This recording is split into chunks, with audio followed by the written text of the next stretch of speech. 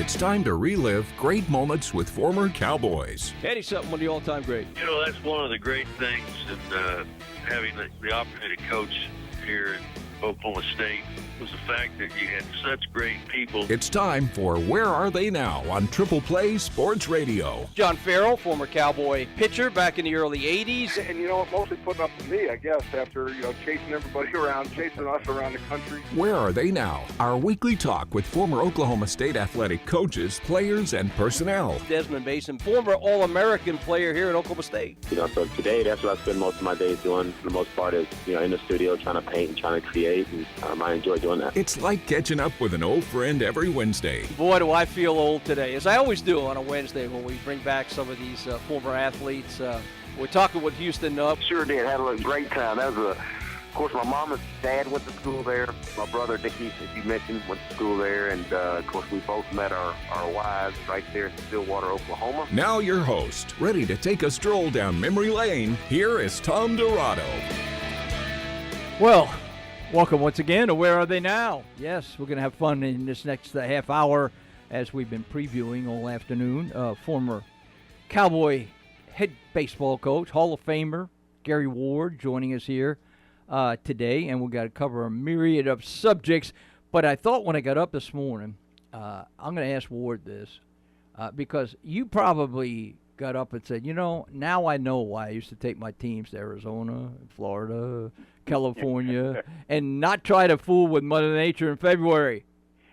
Yes, my first year in '78, I think we had about 3 inches of ice on the ground, and we're downstairs in Old Gallagher in the pneumonia bowl, as we called it, in the red dust, and trying to condition athletes. And eventually we built some cages and stole some lighting from Dwight over at IGA. He gave me some old lighting. We got it fixed up a little bit, and eventually they renovated it and put the track in, and it became a little better. But the 78, 79 winters, people historically don't remember, are a lot like what we've gone through this winter, except we had a massive ice storm that kept our roads pretty tricky for a few days. And we opened at Rio Grande in the valley. Yes. And it convinced me at the time, Tom, that we would never have a chance to get a ball club conditioned in Oklahoma weather, because I'd been out of state for several years and had forgotten about how tough the winters could be. And so we decided we'd clean the football stadium every weekend so we could make some extra money to support our rather meager budget, and that would be a spring trip.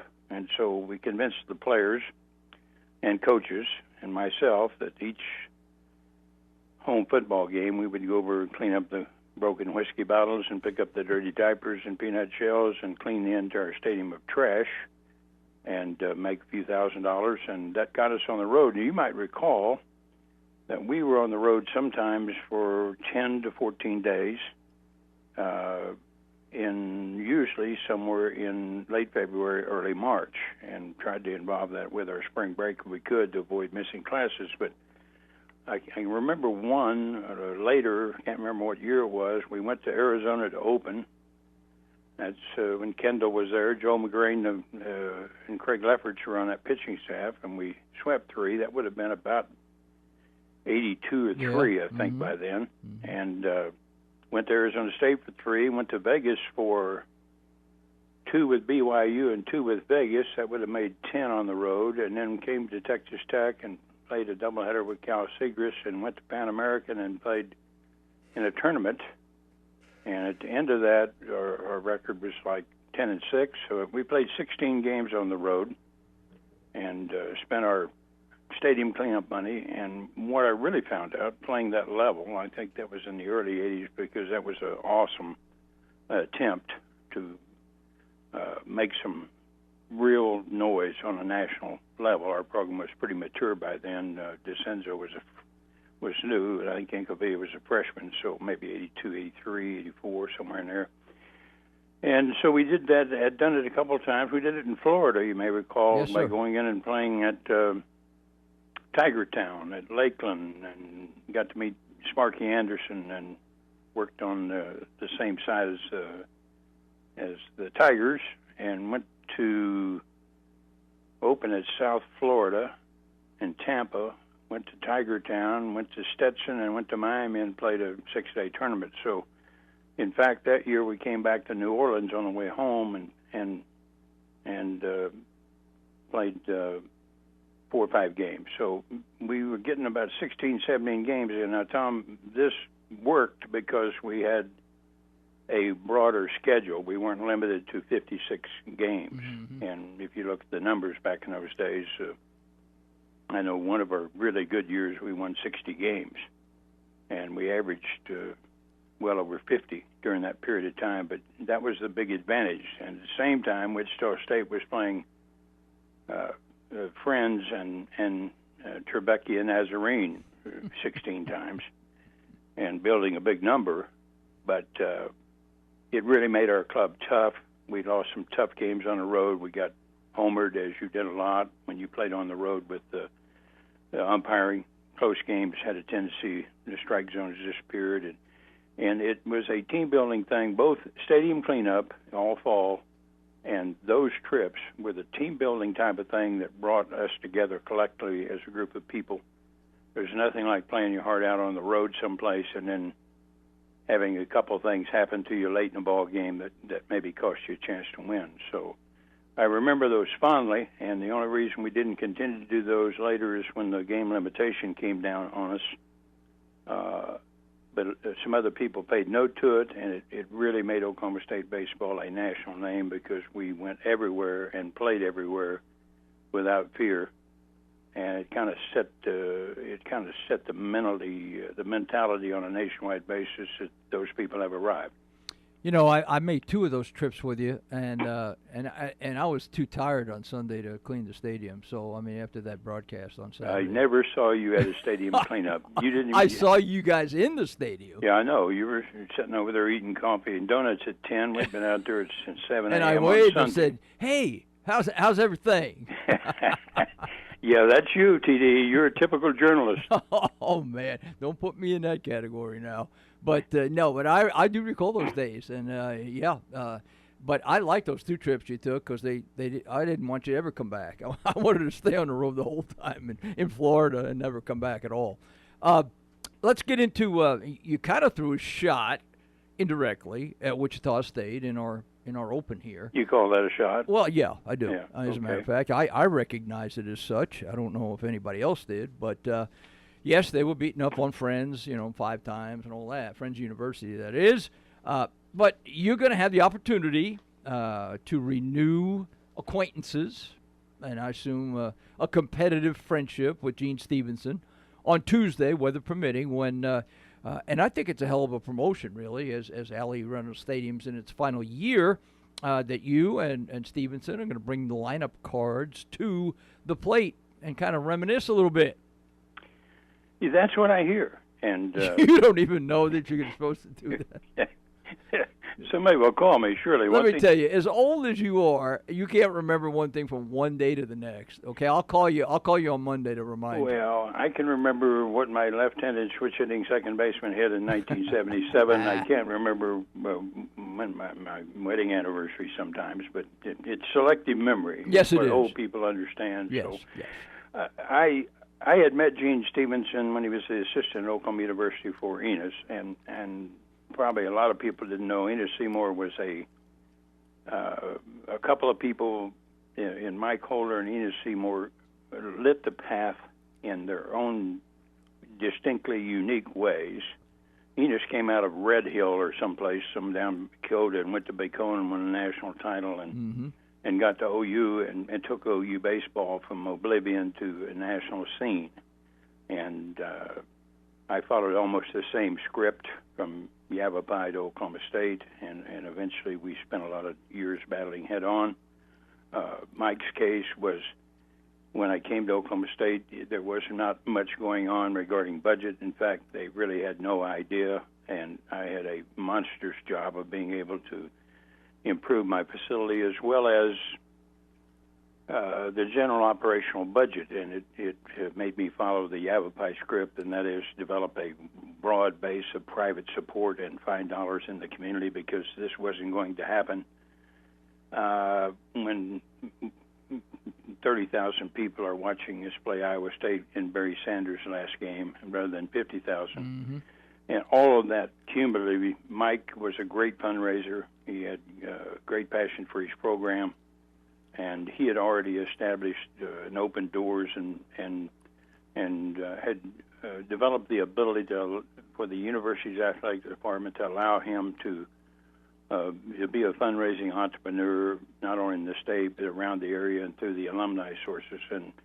And I watched him, observed him, talked to him, and he really kind of in that aspect of the program was a mentor, and said if he can do it in golf, I know golfers are raised in country clubs, baseball people are raised in barns and alleys, but I said there will be some of those guys in those barns and alleys that have made some money, and we'll try to identify our constituency out there in the alumni base and go raise money. And I marvel at how much the private sector played in the development of Oklahoma State baseball, because their money really drove our ship until it got established enough to warrant it from the athletic department. So those are good memories. Gene was the assistant for Enos.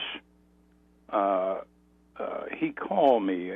I'm trying to remember the exact time of that, but he called me knowing I was an Oklahoman and said, I'm hearing Arizona baseball is really good. I said, Coach, there are 20 Division I players out here all the time.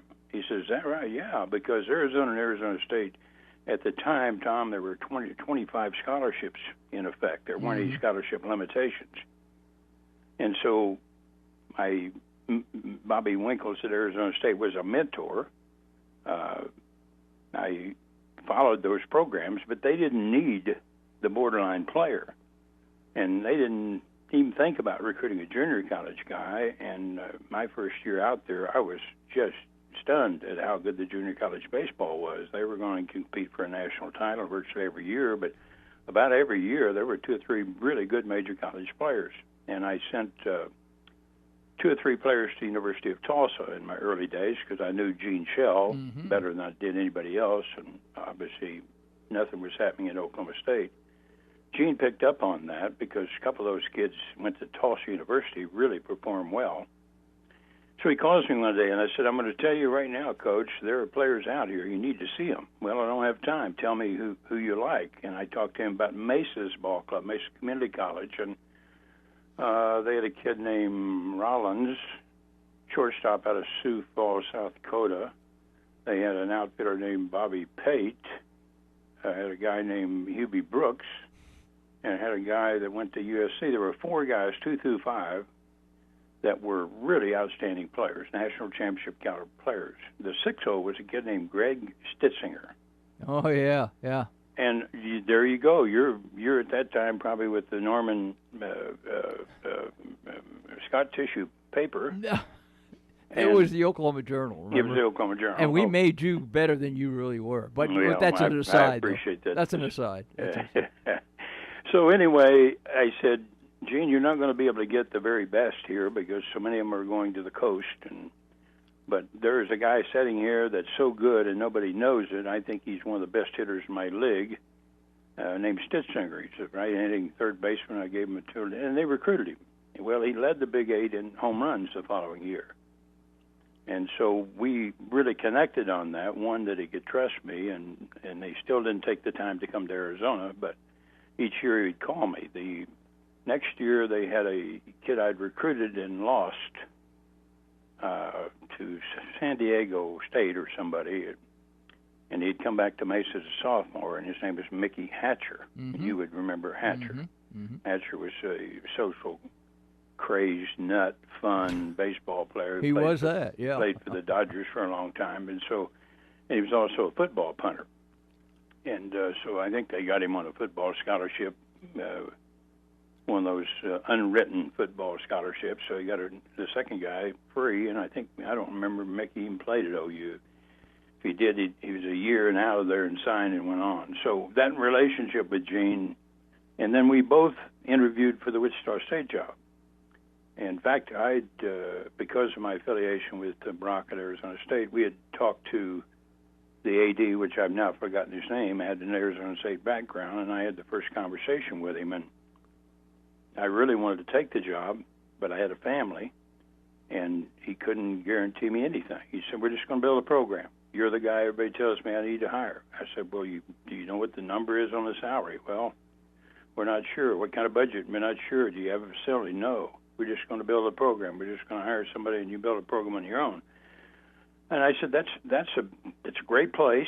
Wichita is a great baseball town. Hosted the amateur semi-pro World Series forever. Lots of the kind of people I know around there. And I labored over it for a week or two, and finally indicated to him that I could not pull the trigger. And so he then interviewed Gene about a week or two later, and I saw where Gene took the job.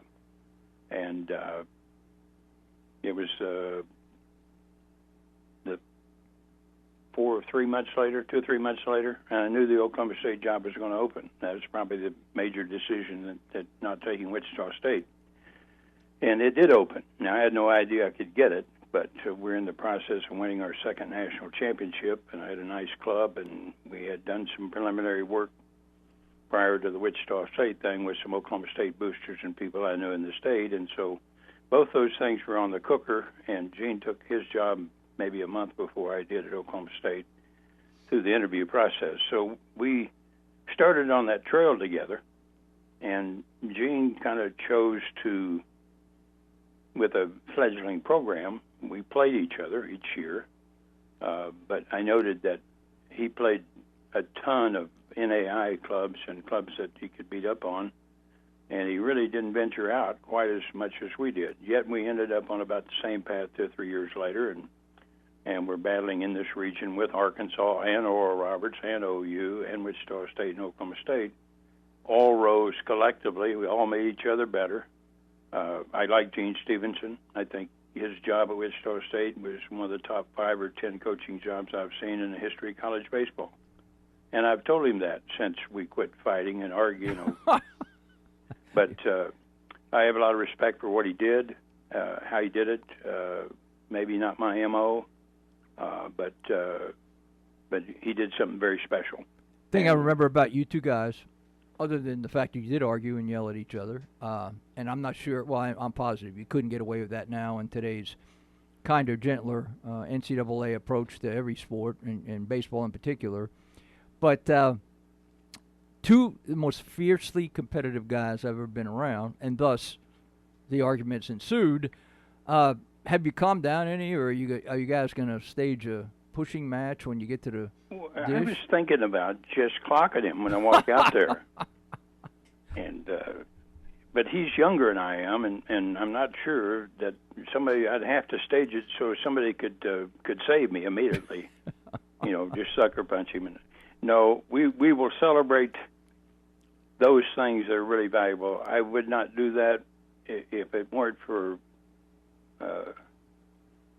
Bobby K. Reynolds, the Reynolds family, and Allie Reynolds. It's about Reynolds Stadium. It is a great disappointment at this particular point in time that there hasn't been more done to acknowledge it. I'm disappointed that when we planned the stadium, we planned it with a cantilevered roof. We planned it with the idea that where the softball is now located, that would be the auxiliary area, that we'd never have to move it, that it would seat 700 to 7,500, and the area where softball is now would have been used for clubhouses, backup infield, training areas, weight training rooms, and things of that nature. I wasn't athletic director at the time, changed, and it went to people that didn't share my beliefs, and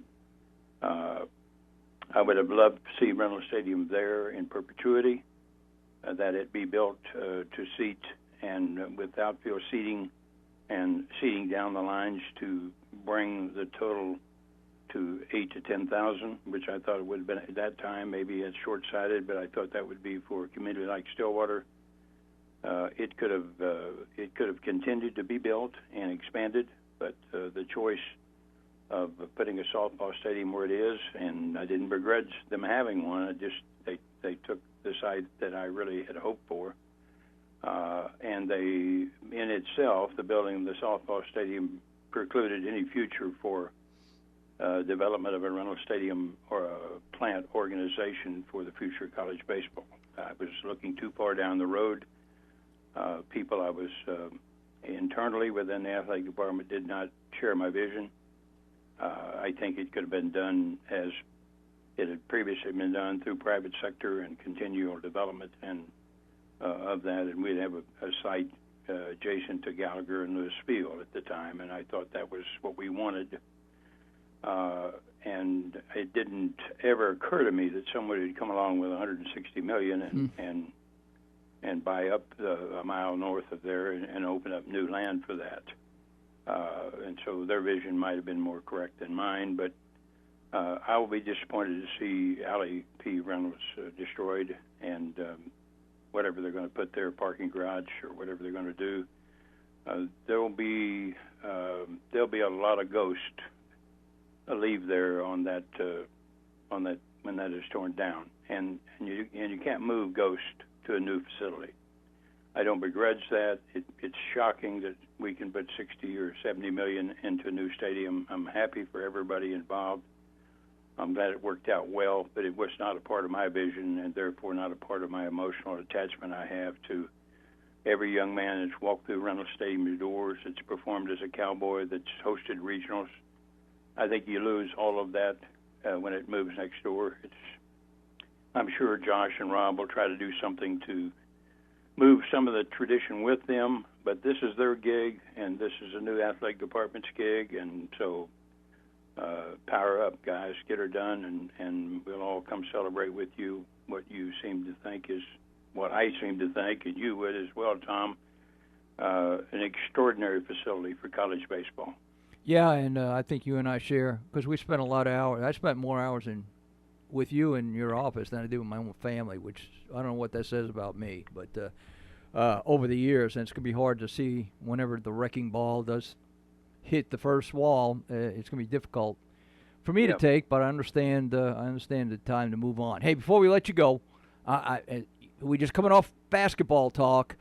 I want you to tell the story, because there might be some people out there who still don't realize that your livelihood could have been found on the hardwood and not on the baseball diamond. Well, it certainly wasn't my original plan. When I went to Yavapai, I went there as a basketball coach. Basketball had been my scholarship sport. It had gotten me through college. It had opened the doors to a future. I went there with a former teammate of mine at New Mexico State to run a basketball program and put it on a national scale. And I basically was the offensive coach and recruiting coordinator. So I spent a lot of days looking over my shoulder in Savannah and Dallas and Chicago and L.A. and recruiting junior college players, and always thought that would be the future. I ran camps for several years with the Phoenix Suns, got to know John McLeod, Jerry McLangelo. The Van Arsdales became good friends. In fact, we ran a camp for Dick, Paul Westfall, Alvin Adams. We ran a camp for them. We had summers full of basketballs hitting the floor. And then after about 4 or 5 years, we won 25, 28 games a year. Couldn't get much higher in the top 20 in junior college basketball, but we made a big noise and made trips to play at Hutchinson, Kansas, and Casper, Wyoming, and Compton, Colorado, Compton, California, and a lot of places, and put the thing on the map. And when it got time for you to move, I got an interview with Eddie Sutton in Arkansas as he took that job, and I had known Eddie from his knee lift set shot in the 50s at Oklahoma State. And I said, here's a guy I'll work for, because he's going to teach defense, he's going to teach fundamentals, he's going to have the proper shot selection, and he's going to make you have to beat him. He's not going to lose any games because he can't coach. Sounds like Texas Tech. Well, I love the guy at Texas Tech, and he's doing it at a place that's very difficult to put a great basketball program together, but watch him play. They dominate They play great defense. They get the right shot for the right guy. They're outstanding positional players athletically. They get the floor moving, get the ball to the right guy at the right time. They're really hard to beat. They've just got the only way you can beat them is they shoot poorly, which they're not great shooters. They just have great shot selection. It reminded me of a lot of the Iowa clubs. So I flew in, went over and spent 2 days with Eddie. Loved it. We had a big 6'8" kid that was a high hurdler, great runner, who was one of the best, most tenacious defenders and runners, Daryl Salisbury. And when I left there, he said, "Well, you're in the top two. The guy I want is maybe not going to take it." Well, the guy he wanted Gene Cady. He was the head coach at Hutchinson Community College in Kansas. Ended up being a great head coach at Purdue. Made his career there. And but those 2 days with Eddie, it was exactly what I wanted, and I knew that I was kind of like in my marriage, I was probably the second choice. And it really hurt. It cut deep because I had prepared for years for this opportunity. Right man, right spot. Oddly enough, I came in later and sat down with Jerry Hale when he took the job at Oral Roberts. Mm-hmm. Not nearly as good a situation for me, but I had a great conversation with him and had dinner, and we talked about his young son, Steve, met him, who later played for Dean at North Carolina. Great point guard. And these were the people I needed. They were Iowa people. That's stuff I believed in, the kind of discipline, structure, and organization that's going to win championships. You don't have to be the best recruiter in the country. You can be the best coach in the country. And I actually just sat down with Coach Hale and said, "Listen, I've looked at this. I've studied Oral Roberts. You really, because he'd already hired the guy from junior college in North Carolina. I said, you really need to hire a African American coach." He said, "Well, that's what they're telling me. I don't think I have to." But I said, "Coach, I want the job. I'm not trying to talk myself out of a job. I know where I've had to go to find the quality athletes to put Yavapai Rough Riders on the map." And I said, "I can do that. But I think that's the thing I'm battling right now." A week later, he calls me, and he hired Draft Wilson of the Kansas City Omaha Kings, the guy. Good dresser, good talker, good recruiter. He didn't end up being much of a basketball guy and didn't have much of a future in the game, but I missed on that. And so I walked the mountains for about 3 weeks, and I said, if I can't work for Sutton or Hale, I'm going to do something different with my life. I'm either going to go into real estate or I'm going to emphasize baseball. That was 74. 73, might have been 73, don't remember exact year, it's been too long ago. So in 75, just simply went back to my great friend, personal friend, and said, I'm out of basketball. And people were shocked. I said, I'm going to take baseball, I'm going to take it as far as I can go. I know I can do the same thing in that area, probably faster and easier, and much more stable for my family, a lot better recruiting opportunities, a little more time at home, etc. And so 75, we won our first national title, and 77, I really was lucky to be able to be named the head coach at Oklahoma State University. And 3 or 4 years later, after losing the basketball thing that I wanted, the only thing that really bothers me is I saw Katie being so successful at Purdue, and then I watched when Bill Self became a millionaire coaching basketball, and I'm getting paid a lot less than that here at Oklahoma State. So that's about the only residue of it. It's kind of the same thing. Maybe time passes you by, Tom. I'm not too sure, but looking at it that way, though, we would have never. We were 37 years old. I'm at Oklahoma State, and I had 20 great years before the back went haywire. Actually, 15 great years. The last 5 were under great duress and great physical strain, and so we won 950 games in 19 years, and we put out a product on the field that we're extraordinarily proud of. Reynolds holds all those memories, and we're going to be with Gene next Tuesday if it's not too cold, or whatever they want me to do, I'll do as a paying my homage to the Reynolds family and to Reynolds Stadium and to all those athletes that performed so brilliantly for us as Cowboy baseballers. Do you know if you guys are going to wear the uniforms, or are you just going to come out like you are? What's that? I missed that. You going to come out in uniform, or are you guys going to come out just in civilian clothes? Or do you know? There, I got you back on. I could barely hear you talking about coming out in uniform. No, are you going to come out in the old uniforms? Oh, both no. Of you? And I'm going to have a pair of overalls and boots. I hope they get me an old pickup because I got to carry a whole bunch of garden vegetables into the farmer's market, and I don't have a pickup. So if you could come up with some kind of deal to I'll say, help you. Find me a 1994 Dodge something, where the bed will still hold my tomatoes and stuff so I can get to the farmer's market. It's about the only thing I need these days. Let me tell you, somehow I knew you'd come up with a visual like that, and I'd have to find a way to help you out. But we've had these discussions over the years. Hey, I always appreciate your time, bud. You have good stories to tell. It's great to see you. We have coffee or lunch someday. Hey, we'll do it, and we'll come up with some more stories. Well, it's good always to be able to tell the truth sometimes. Over the coffee, not on the radio. Later, bud. All right, see you, bud. That is my good friend Gary Ward, and he's got stories to tell. And hopefully that will be a highlight of that day, and then we beat Wichita State that night or afternoon, 4 o'clock. But that'll be something. See Stevenson and Ward come out there and exchange lineup cards and maybe exchange a hug or two, because those guys used to go at it pretty hard. Hey, we went a little over on the old Where Are They Now, but appreciate Gary being with us and spinning his yarns as he usually does. We'll get right back after it tomorrow. We have Hoops Thursday tomorrow. At least from my point of view, we'll have a game to talk about with Jordan and Jason. So until we talk to you tomorrow, have a good night.